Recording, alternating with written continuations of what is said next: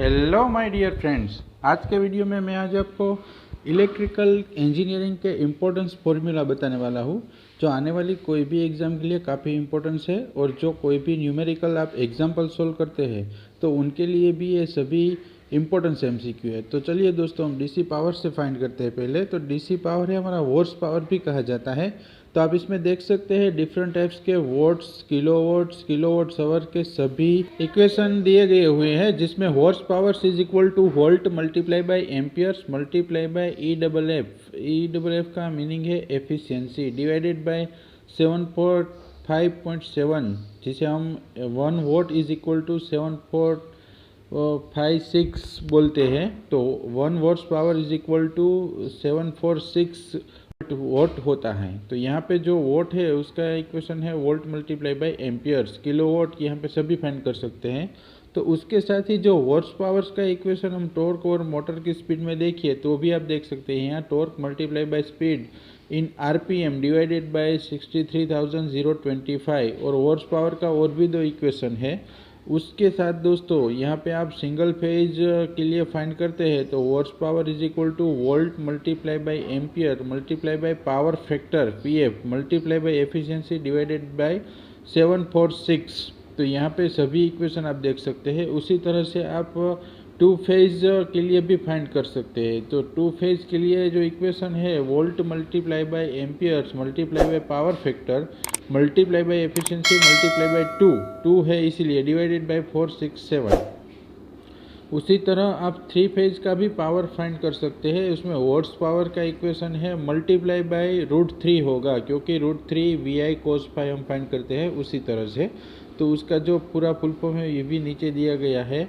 और दोस्तों यहाँ पे रेजिस्टेंस की बात करें तो रेजिस्टेंस सीरीज में कनेक्ट होता है तो उसका equation R equivalent is equal to R1 plus R2 plus R3 है। और पैरेलल कनेक्शन है तो 1 divided by R equivalent is equal to 1 divided by R1 plus 1/R2 plus 1/R3।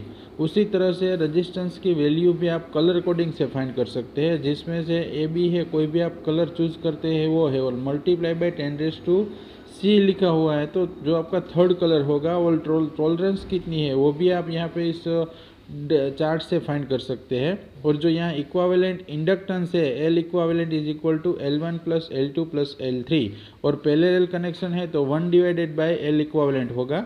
जो रेजिस्टेंस है उसी तरह से यहाँ पे इंडक्टेंस तो आप फाइंड कर सकते हैं। और जो इंडक्टेंस की वैल्यू है L is equal to μ0 n² pi r² divided by L।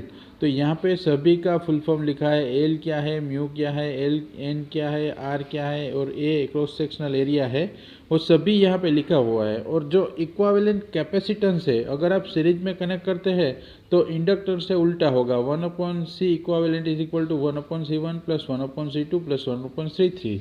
और पैरेलल कनेक्शन है तो C1 plus C2 plus C3 होगा। उसी के साथ जो पैरेलल लाइन कैपेसिटेंस है उसकी वैल्यू है pi μ0 μRL divided by ln d/2a plus √d²/4a²। तो यहाँ पे जो पैरेलल लाइन कैपेसिटर का इक्वेशन है और कोएक्सियल केबल का जो इक्वेशन होगा C is equal to 2 pi μ0 μRL divided by ln b/a जो लॉग दिया हुआ है। और यहाँ पे डाइलेक्ट्रिक स्ट्रेंथ मटेरियल के फॉर्म में बताई गई है और उसके स्पेस कितनी है, लेंथ कितनी है वो भी फाइंड कर सकते हैं। उसके साथ ही जो कैपेसिटर में एनर्जी स्टोर होती है वो Q is equal to CV। और जो एनर्जी चार्ज और एनर्जी के बारे में बताया है तो W is equal to CV²/2 जितना होता है यहाँ पे कैपेसिटर स्टोर होता है। और यहाँ पे इनपुट आउटपुट वोल्टेज रिलेशनशिप क्या है तो इस फिगर से आप देख सकते हैं R1 R2 तो V out is equal to R2 divided by R1 plus R2 into VN जितना होता है आउटपुट वोल्टेज। और वोल्टेज है ड्रॉप कितना होता है I मल्टीप्लाई बाय Z, जिसे इम्पीडेंस बोला जाता है। जो इम्पीडेंस का यूनिट है वो ओहम होता है और करंट है वो एम्पियर में है। और जो वोल्टेज है वो वोल्टेज ड्रॉप कितना होता है वोल्ट इसका यूनिट होता है। और यहाँ पे फ्लक्स आप फाइंड करेंगे तो phi is equal to KF multiply by IF। के जिसे हम मैग्नेटिक फील्ड कांस्टेंट कहते हैं, I जो है हमारा फील्ड करंट है और फाई है हमारा मैग्नेटिक फील्ड स्ट्रेंथ कितनी है वो हमारा फ्लक्स है।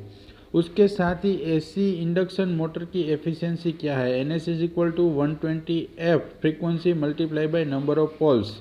तो frequency is equal to P multiply by N S divided by 120। तो नंबर ऑफ पोल्स भी आप फाइंड कर सकते हैं 120 multiply by frequency divided by N S RPM, जो सिंक्रोनस मोटर्स की स्पीड है उसे। और 3 फेज मोटर के लिए स्टार्टिंग करंट है I start is equal to 4 multiply by rated power divided by √3 multiply by voltage multiply by power factor multiply by efficiency. और जो रनिंग करंट है उसमें रेटेड पावर है और सेम टू सेम इक्वेशन जैसा running current होता है। और जो क्वालिटी फैक्टर है, quality factor is equal to XC divided by ESR। XC क्या है? कैपेसिटिव रिएक्टेंस है ओहम में, और ESR है इक्विवेलेंट सीरीज रेजिस्टेंस, वो भी हमारा ओहम में ही हो गया, इसीलिए हमारा क्वालिटी फैक्टर का यूनिट नहीं होगा। उसके साथ ही देखिए दोस्तों, एफिशिएंसी है DC पावर जो कितना होता है और AC पावर कितना है, उसके बीच का जो रेशियो है मल्टीप्लाई बाई 100, उसे हम एफिशिएंसी कहते हैं। PDC divided by PAC multiply by 100।